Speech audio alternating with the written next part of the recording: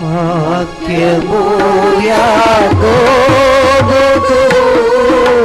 తెలియజేసిన వాడని ఏ జనముకి తాగునా చేసి ఉండలేదని దేవునికి స్తోత్రము గానము చేయుటయే మంచిది మనమందరము స్తుతి గానము చేయుటయే మంచిది.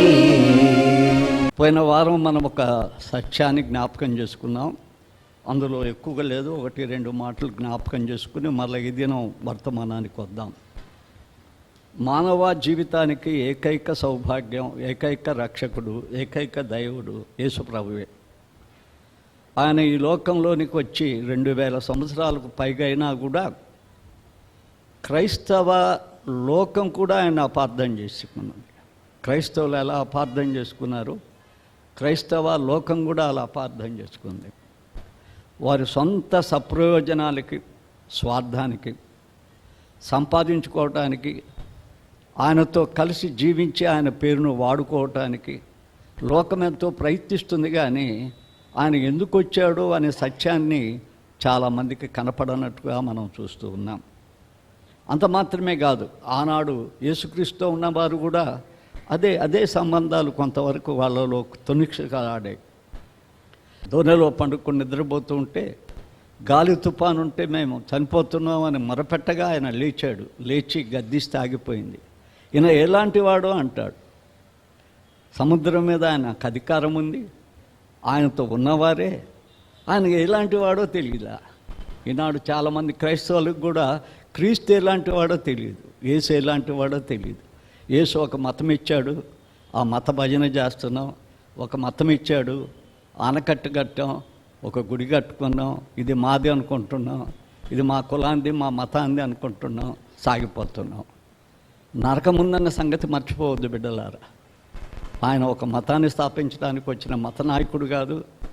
ఒక సంఘాన్ని ఆయన స్వరక్తం ఇచ్చిన కొన్న సంఘమే. కానీ ఆ సంఘం ఎవరికి చెందదు, ఆ సంఘం ఎవరికి చెందదు. ఆ సంఘంలో ఇద్దరు ఉంటారు. ఎవరుంటారు? గోధుమలుగా యేసుప్రభు బిడ్డలు ఉంటారు, గురుగులుగా సాతానులు ఉంటారు. మనం గురుగులుగా ఉంటే నిత్య నరకంలోకి అయిపోతాం. కాబట్టి జాగ్రత్తగా ఉండాలి. ఆయనను ప్రశ్నించేటప్పుడు యూదా మత పవిర్ణులు ఆయన వెంబడించిన వారు ఆయన భోజనం పెడుతుంటే తినేవాళ్ళు. నువ్వు పునీతుడైన దేవుని కుమారుడు అంటాడు. అవును నేను అన్నట్లే అంటాడు. మీరు అన్నట్లే నేను దేవుని కుమారుని అంటాడు. నువ్వు యూదుల రాజువా అని అడుగుతారు వాళ్ళని ప్రశ్నించడానికి. అవును నేను రాజునే, కానీ ఈ లోకానికి కాదు, పరలోకానికి. నా రాజ్యం పరలోకం ఉంది, ఆ పరలోకానికి తీసుకెళ్ళటానికి నేను వచ్చాను.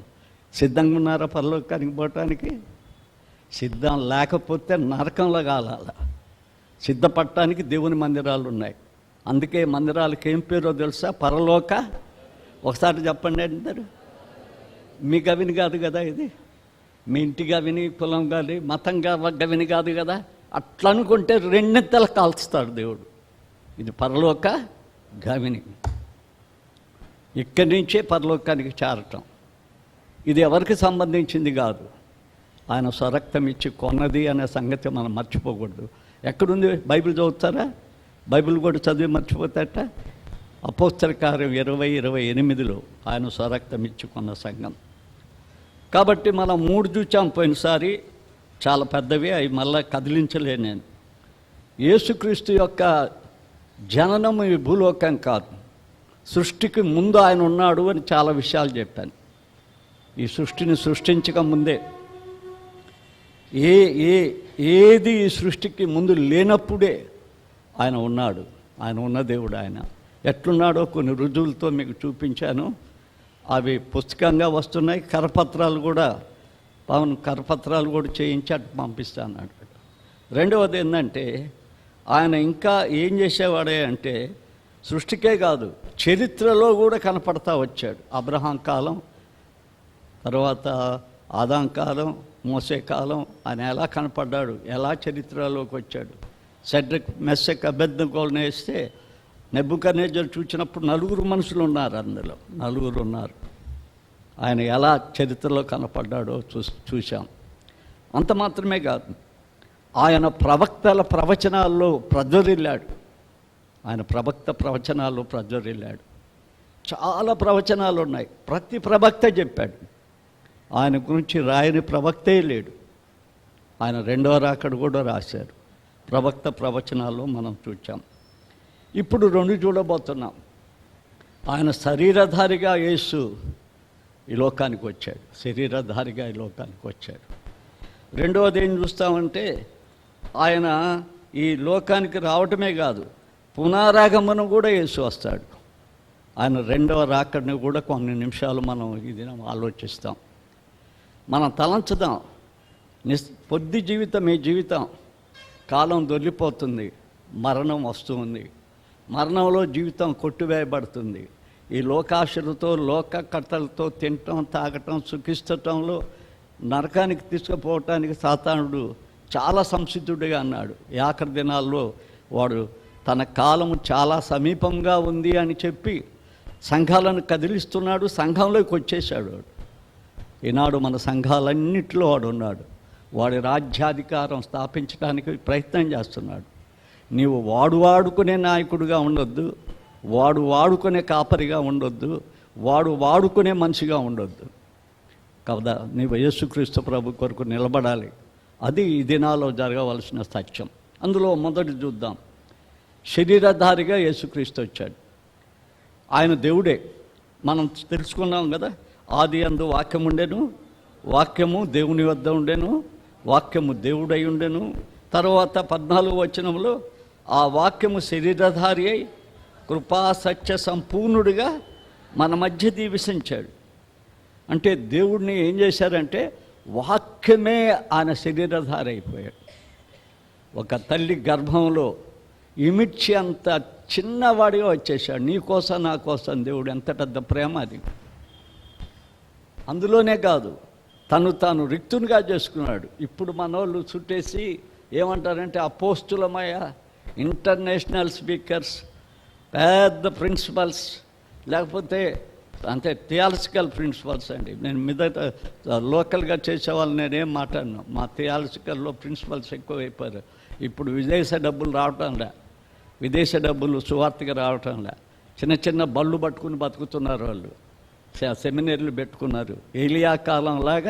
ఎలీసా కాలంలాగా ఇప్పుడు చిన్న సెమినరీలు వచ్చేసాయి. రెవరెన్స్ కూడా ఇచ్చేస్తున్నారు వాళ్ళు.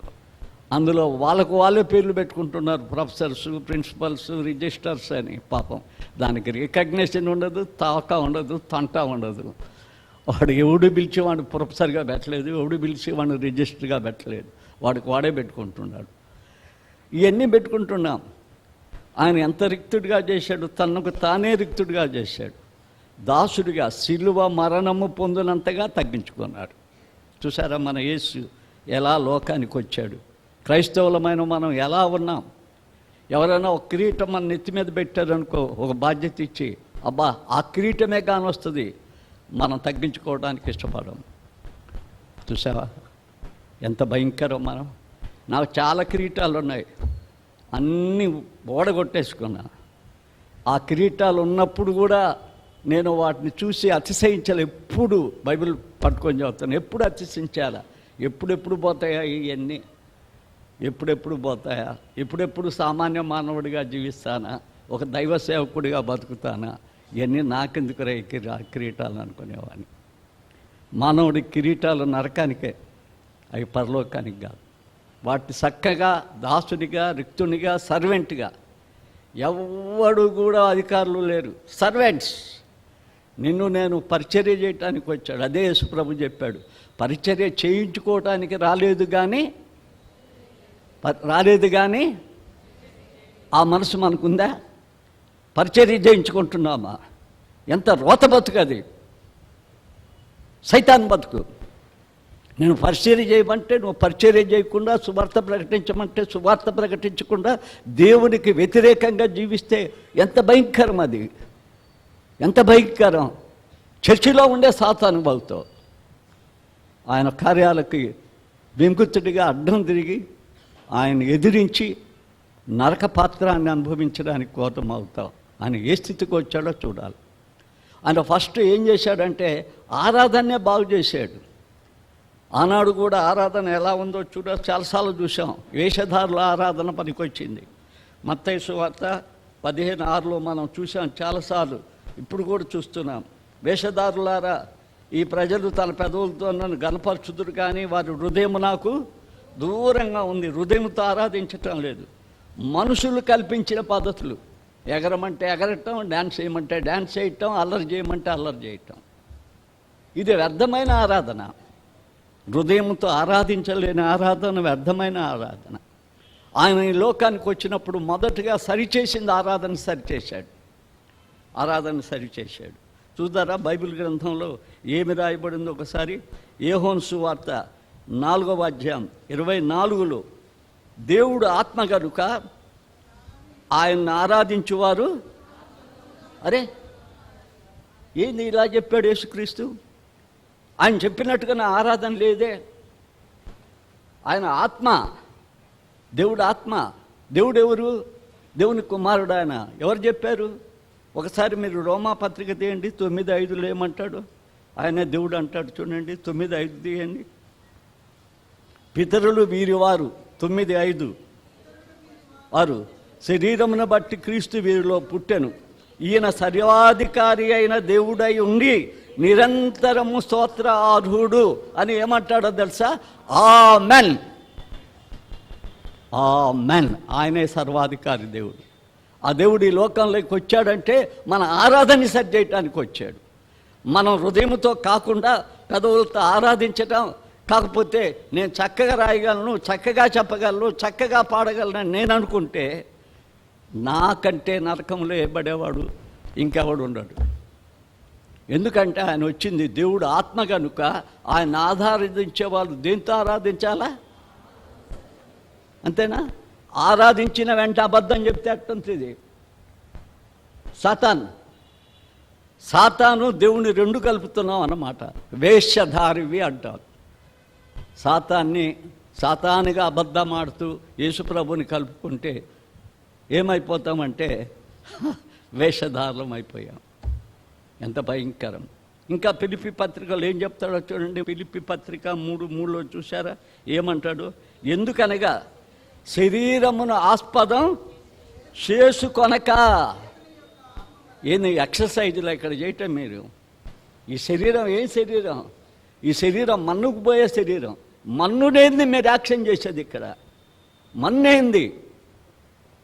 ఆయన మట్టితో నీ శరీరం చేశాడు. ఈ శరీరం ఇక్కడ ఎగరమనా, నాట్యం చేయమనా? దావీదుతో పోల్చుకుంటావేమి? దావీదు మందిరంలో ఒక్కరోజు కూడా చేయలేదే. ఆయన ఉన్నప్పుడు మందిరం లేదే. ఒక బ్యాప్టిస్ట్ పాస్టర్ నాకు ఫోన్ చేసి దావీదు ఎగిరాడు, పాటలు పాడాడు, దేవుని గుడిలో చాలా చేశాడు, నేను అట్ట చేస్తున్నాను అన్నాడు. మరి పిచ్చోడా, దేవుడి కూడా ఎప్పుడు ఉందరా దావీదు కాలంలో? బీడీ చదివా. బీడీ ఎందుకు చదవాలా? దరిద్రంగా చదివావు. సమర్పణ లేకుండా బీడీ చదివావు.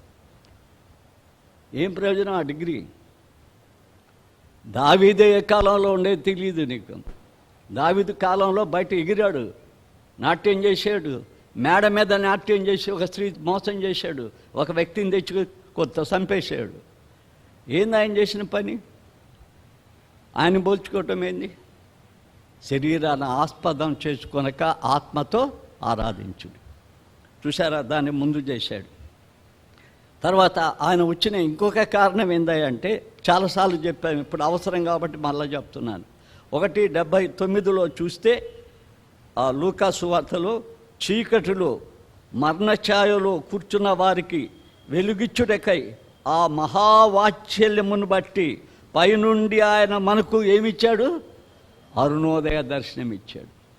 ఆయన వాత్సల్యాన్ని బట్టి నీవు నేను చచ్చిపోయి నరకానికి పోకుండా ఉండటానికి, ఆ మరణ ఛాయను తప్పించడానికి, మనకున్న ఆ చీకటి బ్రతుకును తప్పించడానికి, మరణమనే ఆ ఛాయను తప్పించడానికి, చీకటి అనే సాతాను బ్రతుకు తప్పించడానికి ఆయన పరి నుండే అరుణోదయ దర్శనమిచ్చాడు.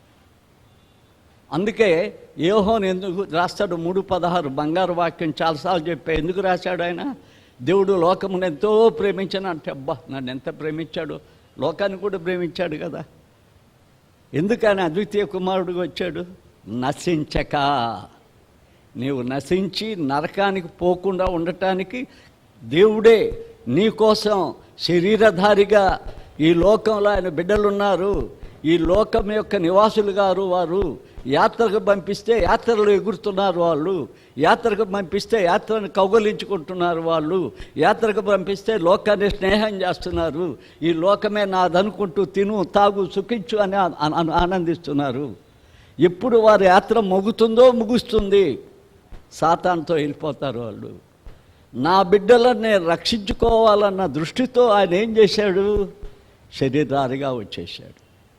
నువ్వు నశించకుండా ఉండటానికి, ప్రభుదాసు నశించకుండా ఉండటానికి, ఇంకా అందరూ నశించకుండా ఉండటానికి వారిలో తన ఆత్మ ఉంది కాబట్టి ఆ ఆత్మను ఆర్పకుండా, దుఃఖపరచకుండా, ఆత్మను ఈ భూలోకంలో ఆరిపోకుండా మన జీవితాలను పరలోకానికి తీసుకెళ్ళటానికి శరీరధారి అయ్యాడు. అది మనం మర్చిపోకూడదు బిడ్డలారా. అది మనం తప్పగా చేయవలసిన వారమై ఉన్నాం.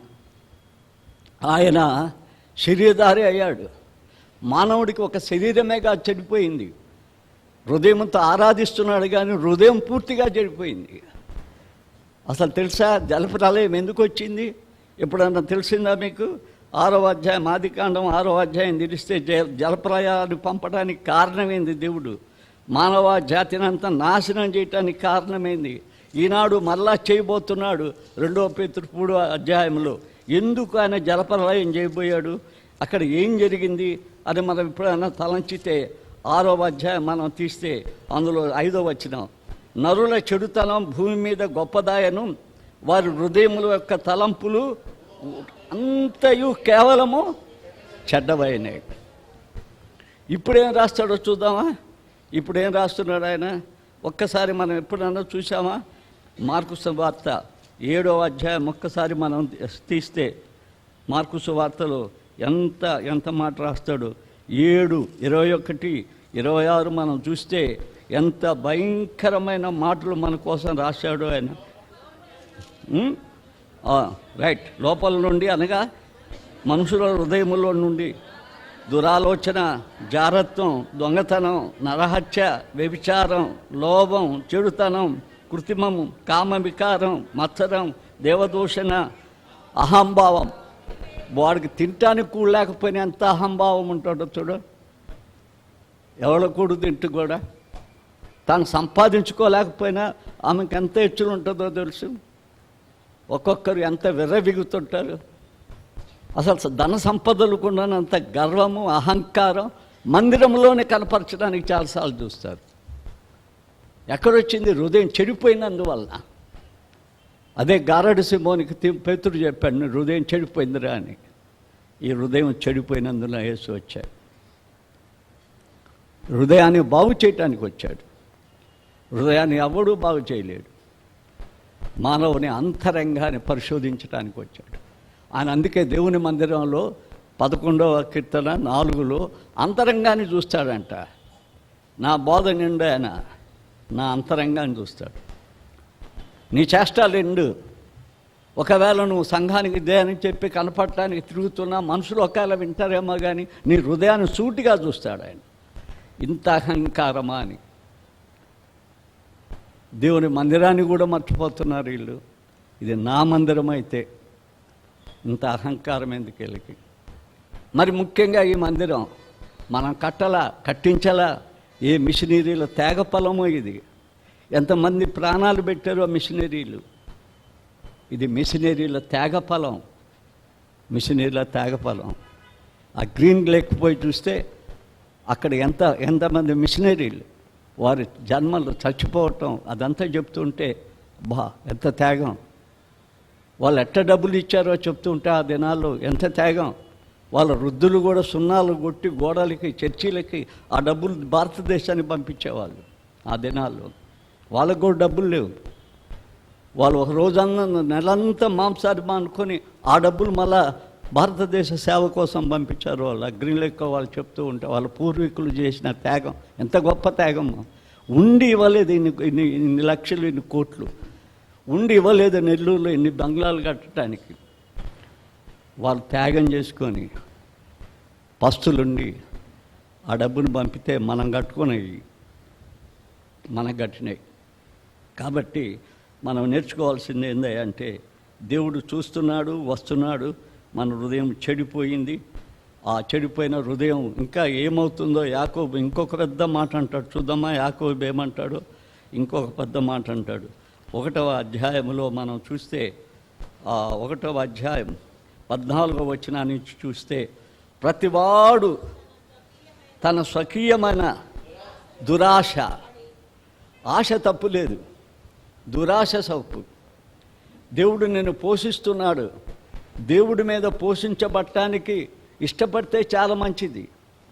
దురాశ ఎక్కువైందంటే ఇంకెక్కడిదో తెచ్చుకొని దురాశ లాక్కొని నేనొక్కనే సౌఖ్యం అనుభవించాలని ఆనందిస్తున్నావేమో లేని లోకంలో చాలా పొరపాటు అది. చూడండి ఏమంటాడు? దురాశ ఏడవబడి మరులు గొల్పబడిన వాడై శోధింపబడును. దురాశ గర్భము ధరించుకొని పాపమును కనగా పాపము పరిపక్వమై ఏమైద్ది? మరణానికి అనేస్తుంది, నిత్య జీవానికి పోలేడు.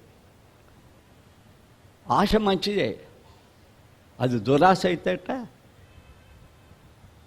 నీ ఆశ చాలా మంచిదే, జీవించడం కోసం మంచిదే. దురాశ అంటేట ఒకరికి ఎవరు, ఒకరికి పెట్టరు, ఒకరికి ఇయ్యరు, ఒకరికి చదువు లేదు, ఒకరికి ఏం లేదు, అంతా నీ కోసమే దురాశ అంటే అది ఏమైపోద్ది? ఆ దురాశ మానవుల్లో తీసేయటానికి వచ్చాడు. అందుకే ఆయన చెప్పాడు, ఆకలి కొన్నవాడికి అన్నం పెట్టకపోతే, దప్పి కొన్నవాడికి దాహం ఎగిపోతే, పరదేశికి ఆశ్రయించకపోతే, దేవుని వాక్యంలో చెప్పినట్టు ఇవ్వకపోతే, దేవసాకులకు కానీ మందిరానికి కానీ దీనికి ఇకపోతే ఏమంటాడో తెలుసా? అన్ని ఆ ఇవ్వనందువలన వాటన్నిటినీ కలిపేయమంటాడంటే శపించబడ్డవారులారా అంటాడు, ఇస్తే ఆశీర్వదించబడ్డవారులారా అంటారు. ఆ దురాశ వల్ల ఇంకా పెంచుకుందాం మన ఆశ. ఎంత పెంచుకోగలం మనం? ఒక్కసారి ఆయన అట్టంటే అగ్గాయిలో ఏమంటాడో తెలుసా? చిల్లి సంచిలో వేసినట్టు అంట. వాడు దుప్పటి కప్పుకున్నా కూడా సలాగదంట. వాడు ఎంత సంపాదించినా కానీ చిల్లి సంచిలో వేసినట్టే. ఇక నాగడానికి కూడా మనకి రాదు. చిల్లి సంచిలో లక్షలు చిల్లి సంచిలో పోతుంటాడు. కాబట్టి దురాశ అనేది చాలా చేటు అనేది మనం నేర్చుకోవాల్సిన వారమై ఉన్నాం. కాబట్టి ఆయన వచ్చి ఏం చెప్పాడో తెలుసా? పల్లెల్లో దిగాడు. ఫస్ట్ ఆయన పరిచర్య, ఆయన తిరిగింది 3 మాట్లాడుతున్నా: గలిలయ పరిచర్య, గలిలయ మార్గం, కల్వరి మార్గం, ఎమ్మాయి మార్గం. గలిలయ మార్గం, కల్వరి మార్గం, ఎమ్మాయి మార్గం. వీలైతే ఒకటి ముగించబడితే వచ్చే వారం ఇంకోటి చెప్తాను. ఆయన 3 మార్గాల్లో తిరిగాడు. ఆ గలిలయ మార్గంలో ఆయన సంచారాన్ని ప్రారంభం చేసేటప్పుడు బాప్టిజం తీసుకున్నాడు, దేవుని చేత అభిషేకించబడ్డాడు. ఆయన దేవుడై ఉండి కూడా ఆత్మ ఆయన మీదకి వచ్చింది. 3 కలిశారు, ఆత్మ, తండ్రి, కుమార, పరిశుద్ధాత్మ. ఒక్కడే ఆయన పరిచర్య ప్రారంభం చేస్తున్నాడు. శోధనలు చాలాసార్లు చెప్పాను, కానీ ఇప్పుడు ఆయన ప్రారంభం చేసేటప్పుడు ఫస్ట్ ఏం చెప్పాడో తెలుసా? మార్కు సువార్త 1వ అధ్యాయం 38. అయినా ఇతర గ్రామములకు వెళ్ళి, చూసారా? తీయండి, 1:38 మార్కు. అయినా ఇతర పరిసర గ్రామాలకు వెళ్ళి నేను ప్రకటించినట్లు వెలుదము రండి అని ఏం చేశాడు ఆయన? ఇందు నిమిత్తమే కదా. ఏంది నాయన, ఎన్నిసార్లు స్త్రీలను బొమ్మన్నాను ఇతర గ్రామాలకు పోయారా?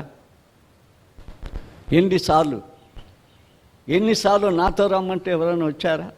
అసలు సువార్త ప్రకటించడానికి గ్రామాలకు పోవాలన్నా? డబ్బులు దండుకొని అహంకారంగా అవధేయతగా మీటింగ్స్ పెట్టి ఆ డబ్బుల్లో మళ్ళా డబ్బులు సంపాదించుకొని, నేను ఆ పని 55 సంవత్సరాలు ఎప్పుడు చేయలేదు. నా కోసం మీటింగ్లు పెట్టుకోలేదు, ఎప్పుడు పెట్టుకోలేదు. నన్ను పిలిస్తే ప్రతి స్థలానికి పోయి, ఎందుకంటే నాకు ఇత్తనాలు వేసాడు. ఆ విత్తనాలన్నీ పంచిపోవాలి. విత్తనాలన్నీ పంచిపోవాలి. 17వ తేదీన పండుకున్నప్పుడు నన్ను తీసుకుపోవటానికి వచ్చినట్టు వచ్చింది, వెలుగు వచ్చింది, అంతా వచ్చింది, అంతా అయిపోయింది. పండుకొని ఏడుస్తూ ప్రార్థన చేశా, చూస్తూ కూడా ఆ వాహనాన్ని చూస్తూ కూడా ప్రార్థన చేశా. ఇంకా నీ వాక్యాన్ని నేను పంచేది ఉంది, నా కుటుంబాన్ని కూడా నేను కట్టుకోలేదు, నా భూలోకంలో సహకారం దొరకట్లేదు, నువ్వు సహకరిస్తున్నావు, వారిని నేను కళ్ళార కట్టబడ్డాక నీ దగ్గరికి వస్తాను. అని వెళ్ళిపోయింది. చాలాసార్లు నా కాలం దేవుడు పొడుగు చేస్తున్నాడు. కాబట్టి ఇప్పుడేమీ రాజీపడే ప్రసంగాలు ఇంతవరకు చేయలే, నేను ఇక చేయను కూడా. రాజీపడే చేయను. మన మెయిన్ పని ఏంటంటే పోలనాట పల్లెల కంటే ఏడగూసబెట్టి తింటేట. సంఘం పని ఏంది? సంఘం కానుకలు ఏంటి? సంఘం సేవకు ఇచ్చింది ఏంది? ఇదంతా ఏంది? సేవకుల పోషణ, సువార్త వ్యాప్తి. మిషనరీలు అక్కడి నుంచి వచ్చి ఇక్కడ గుడి కడితే ఇక్కడి నుంచి పోయి మనం గుళ్ళు కట్టలేమా?